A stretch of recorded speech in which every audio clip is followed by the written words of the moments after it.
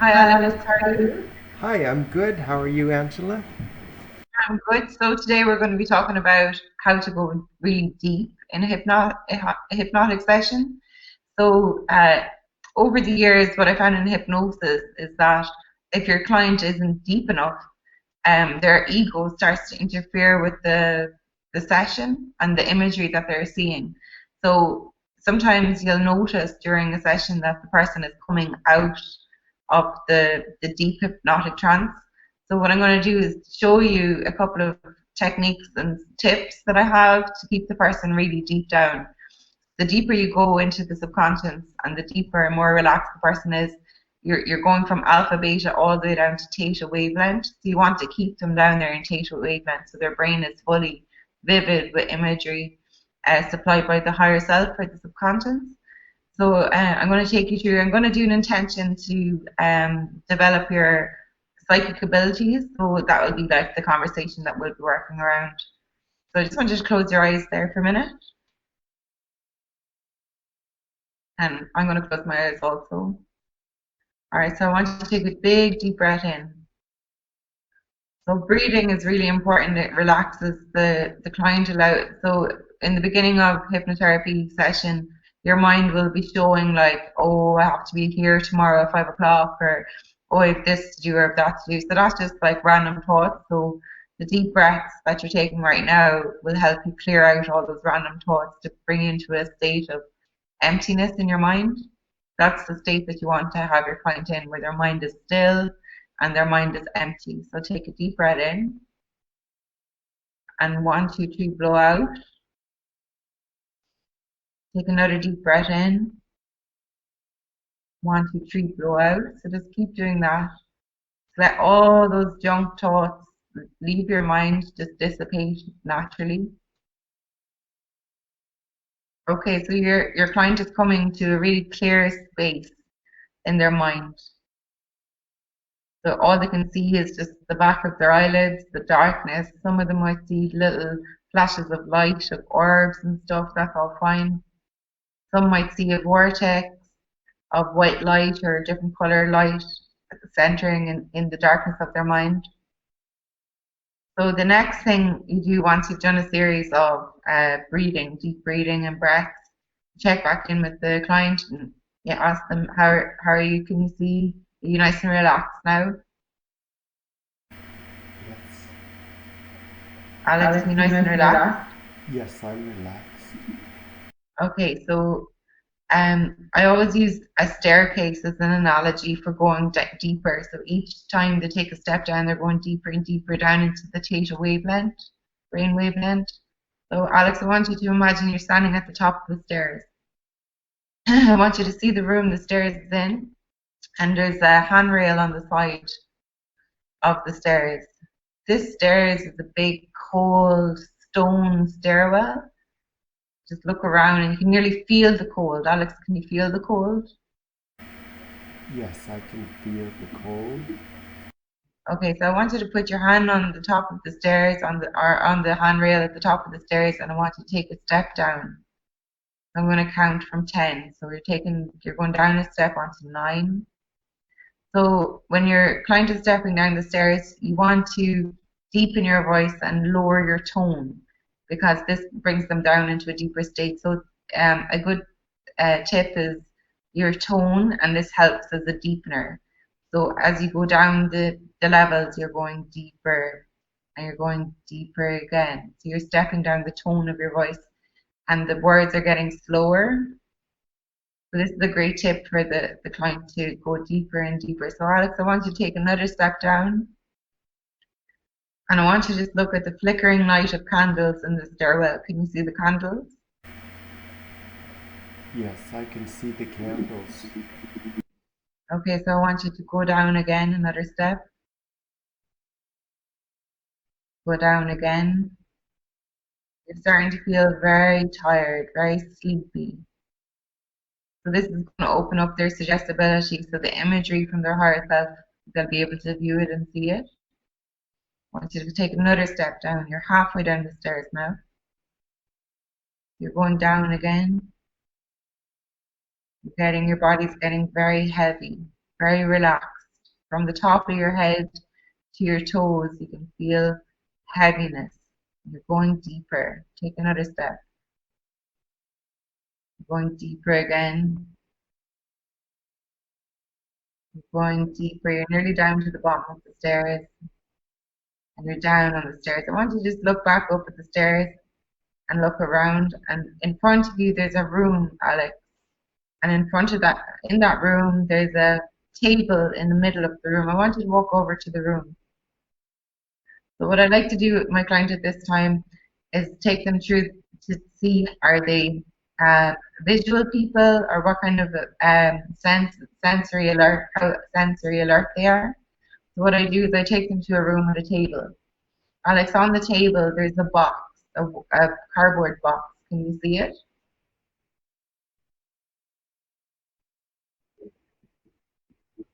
Okay, so I want you to pick up the box. There's something in it, and I want you to shake it.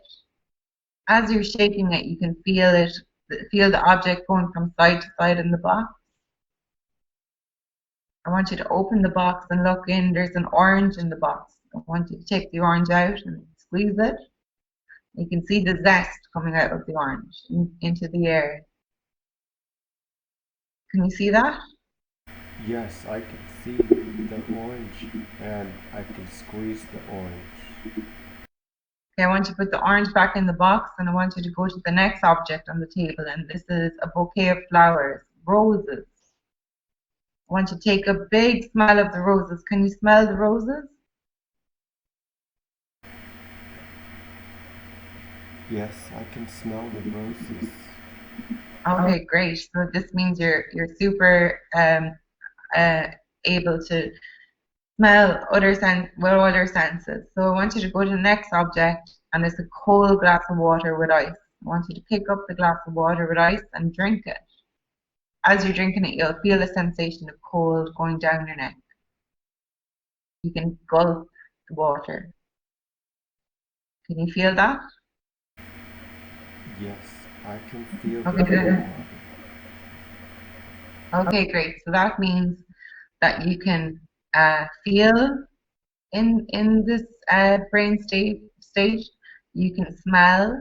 You can feel motion, and that you can you can see it as well. That you're able to see it all.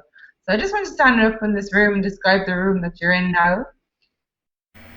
The room I'm in, it looks like a Victorian room. There's lots of wood and I see old style paintings on the wall. I see lots of book cases with old bound books on the shelves. I see an old globe, the kind of globe from 100 years ago with the brown. It's brown. Okay, very cool. So just behind the table is in the middle of the room. There's two big doors, two big wooden doors at behind that table. I just want you to walk over to that. So doors is a great way to get your client to access different timelines in the subconscious realm. So behind this door, Alex, the ball of light, your soul, or you could call it your higher self, or you could call it oversoul. Some people call it the spark of light that God is, or whatever terminology you want to call it. So I want you to open those doors, and behind those doors, there's a big, huge ball of white light. I want you to just stand and marvel at this big, huge ball of white light, and I want you to connect to it. So this is your soul that you're connecting to. So this soul part of you knows that you're coming, knows that you're here, and has prearranged some memories for you to download today. We've asked for an intention to download memories that will help you develop your spiritual gifts. So I just want you to stand up and look at the ball of light and describe it to me. The light is very bright and it feels good when it touches me. It feels safe and the Some light. people say they can feel a lot of love penetrate off the ball of the soul. You can just they're being washed with love energy. Yes, I sense a love energy. Yeah. Okay, so I want you to just connect to the ball of light and it's going to download you. So the first image that comes into your mind, tell me what it is.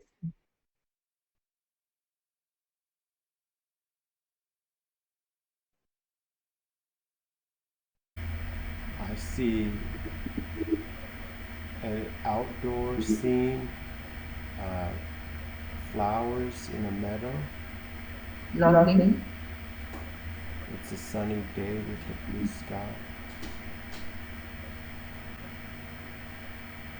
Is there anybody there or are you on your own? I saw the flash of a young girl in a dress.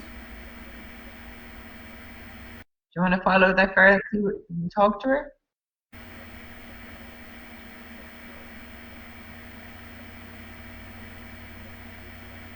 Do I want to talk to her?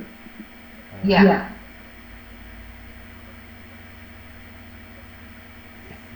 Yeah, I do. Who is this girl, Alex? Ask her, what's your name? What is your name? Her name is Cindy. Yeah. Yeah. Yeah. Ask her, why am I here? Why am I talking to you? Why am I here? Why am I talking to you?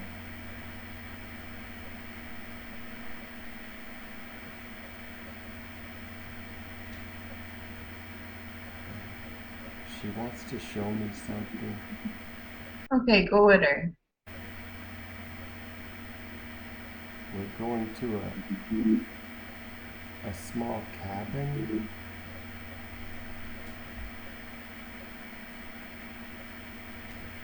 And I see a cabin like from 100 years ago. Mhm. Uh, I'm not sure why I'm here. Ask her. Ask her. Say, I'm here now. What do you want from me? Why, why am I here?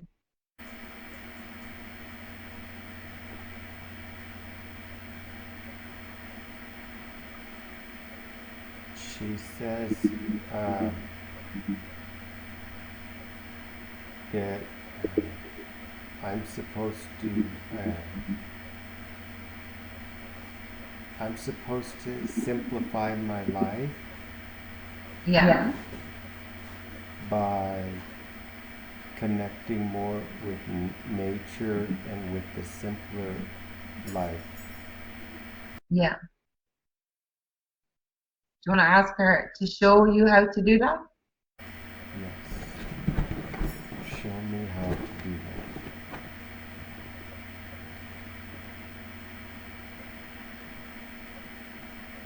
She is showing me uh, farming. Um, I don't know how I feel about that. Yeah. As a life, uh, it's very simple, but I don't know that I want. That's something. Perhaps I've been resisting that, even though I live in a farm area. Mhm. Something about the farm life, it makes me feel I avoid it. I feel Yeah. different from my farmer neighbors, and Mhm. I feel like my identity will always be a city person, but Yeah. yeah. I chose to live out here in the country, but Mhm. yet I don't identify as a farm or as a country person. Mhm. Um, I think I'm happy with both. I want the beauty of the farm area and the country life, the cleanness of it and the quiet. And I love the beautiful night sky, but that's I also loved the modern comforts of society and city life. Mhm. So I'm torn between those two. But I think it's that now that you're living out in the countryside, she wants you to connect to the countryside, maybe see, appreciate its beauty and the zen, the peace that's going to bring you into your heart. When she's saying like simplify your life, it's like, it's the simple things in life that make you happy. It could be like a cup of coffee in the morning, looking out over the foggy landscape when the sun is shining, through the fog, and taking in a big breath of fresh air in the morning and just being appreciative, listening to the birds sing, looking up at the night sky and being able to see all the stars under this on the sky, like compared to in a city you wouldn't be able to see any. Like it's the simple things. I think that's what she's trying to say to you.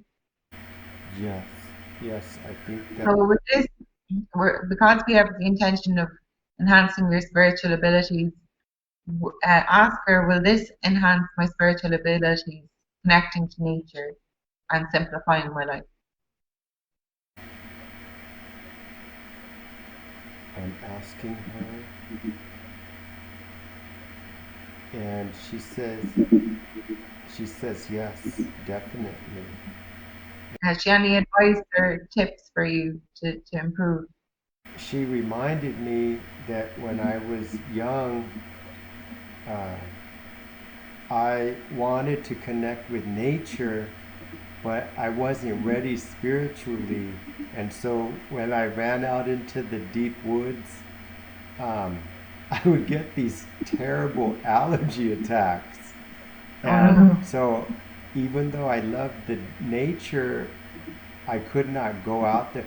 But now that I'm spiritually mature, somehow magically I don't get allergies anymore. So the amazing, Oh. so I feel like I am ready now to connect with nature in a deep way that I never could before. I don't get asthma, I don't get allergies. I used to be plagued by that, and that would keep me away from the natural, uh, the beauty of nature. Ask her, should you build like a fort in the woods as a way to deepen your spiritual abilities and connect with nature? It's not farming, but it's, you'd be out in the land putting branches and logs together and stuff like that.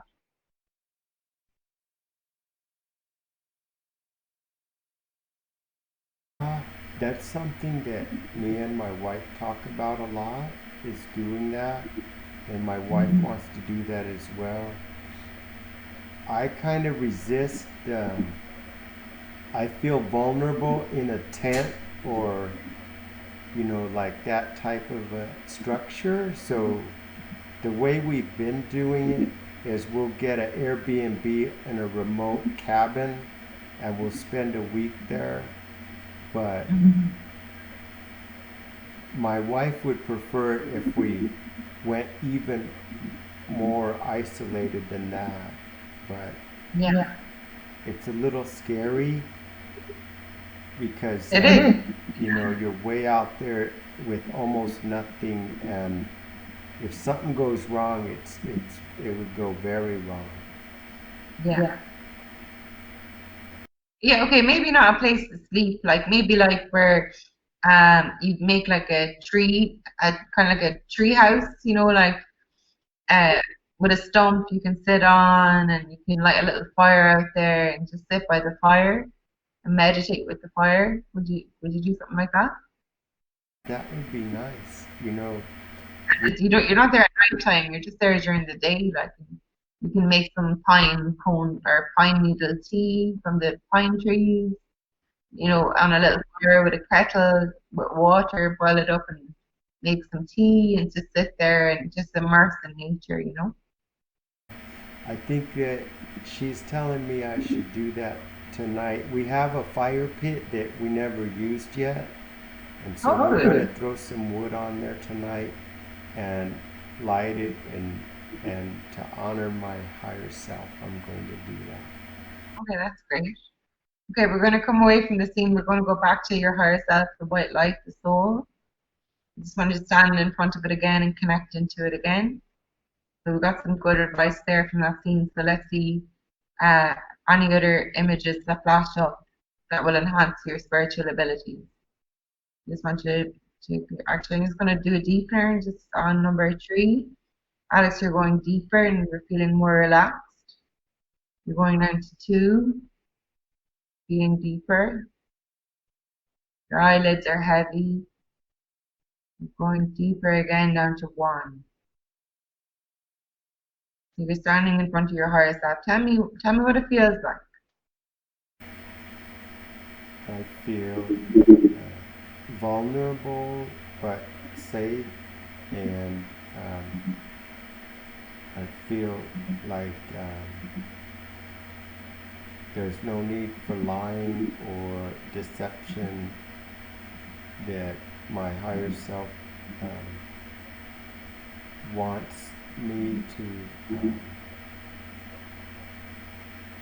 to grow and prosper and to be happy and healthy. Okay, And good. All right, so I want you to just get ready for the next image. It's going to flash alongside your memory.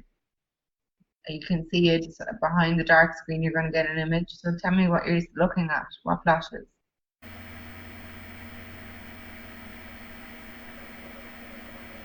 I saw a face of a mystic, or a mystic seer. He had a red dot in his forehead, Wow. and he had a beard, and um, I felt drawn to the aesthetic life before, but my conscious mind pushes it away because, I identify as a city. Uh, I think I have more spaceman in me than mystic seer. I love science and technology, and I don't want to give up the comforts of modern life, but there's a part of me that yearns for the spiritual, uh, the spiritual growth of a simpler life. And sometimes when I read the books on from the stories of Buddha, I get a little scared when they they just beg for food, or they have give all their possessions away. Something of my ego says, "Don't do that. Don't go that far," and it does scare, because I love my family, and the Buddha himself, he walked away from his wife to go do his spiritual path. I cannot do that. No. Nor I don't want to, and I refuse to. So Yeah, I don't know. Okay, that's a fear that's arising, but maybe we should connect to this fear and ask him, has he any, what can he see for you about enhancing your spiritual abilities? So I wanted to connect to the seer and ask him, tell me what you see.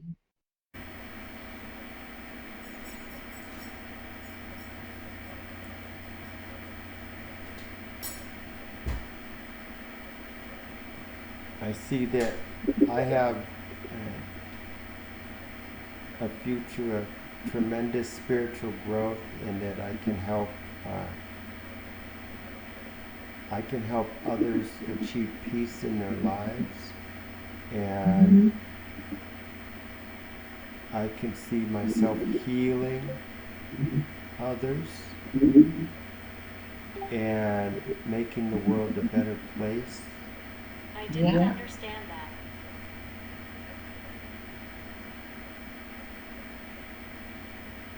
And Ask, ask him, what abilities do you have? Do I have? Ask him. what abilities do I have?